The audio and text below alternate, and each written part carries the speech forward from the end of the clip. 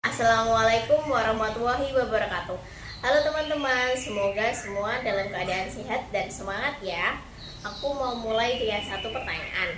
Pasti ada yang pernah merasakan atau mungkin sangat relate saat ini. Pernah nggak sih teman-teman merasa bingung saat berkomunikasi dengan orang yang usianya jauh di atas kita atau di bawah kita?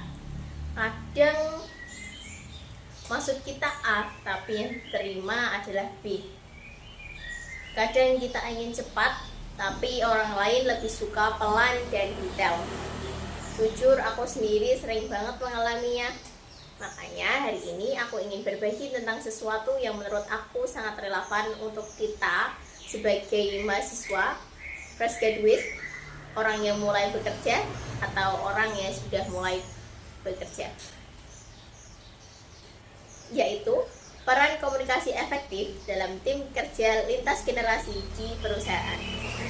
Topik ini penting karena di tempat kerja nanti kita akan bertemu dengan beberapa generasi mulai dari baby boomer, Gen X, milenial, sampai Gen Z. Dan masing-masing generasi membawa karakteristik dan gaya komunikasinya sendiri.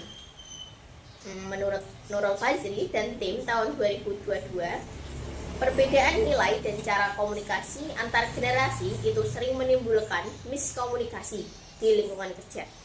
Karena itu, dibutuhkan keterampilan komunikasi yang adaptif dan empatik. Aku pribadi setuju banget dengan hasil penelitian itu. Karena dari pengalaman pribadi, komunikasi yang tidak cocok memang bisa bikin kerja bareng jadi kurang nyaman. Kalau kita lihat lebih dalam, setiap generasi punya latar belakang dan kebiasaan berbeda.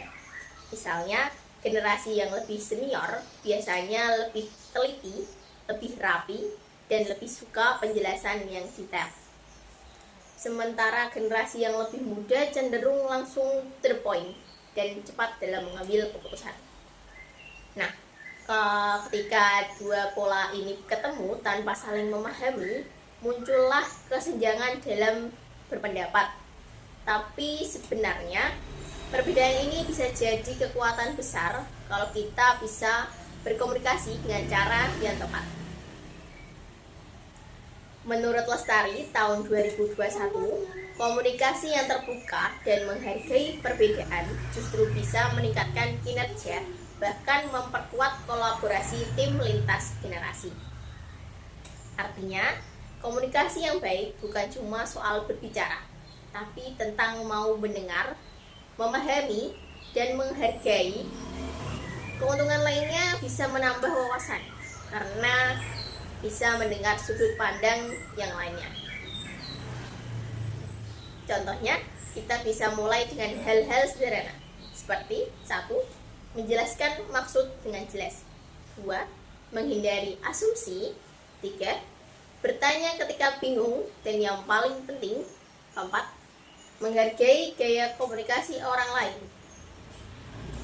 Karena menurut Rahman dan Hidayat tahun 2020, komunikasi yang efektif antar anggota organisasi memberikan kontribusi langsung terhadap meningkatnya produktivitas dan suasana kerja yang harmonis. Jadi, semakin kita bisa berkomunikasi dengan baik, semakin besar peluang tim untuk berkembang. Pada akhirnya, teman-teman, kemampuan komunikasi efektif ini bukan hanya berguna saat kita bekerja, tapi juga dalam keseharian kita. Kita semua berasal dari generasi yang berbeda, punya kebiasaan berbeda, tapi bekerja untuk tujuan yang sama.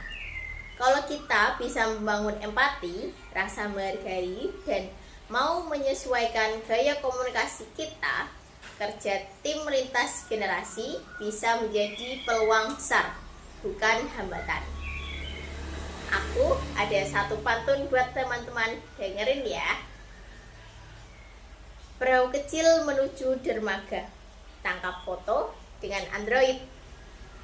Komunikasi baik selalu kita jaga agar kerjasama makin solid. Terima kasih banyak sudah mendengarkan.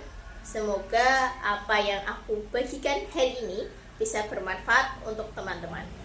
Semoga kita bisa menjadi generasi yang mampu menjembatani perbedaan melalui komunikasi yang efektif. Wassalamualaikum warahmatullahi wabarakatuh.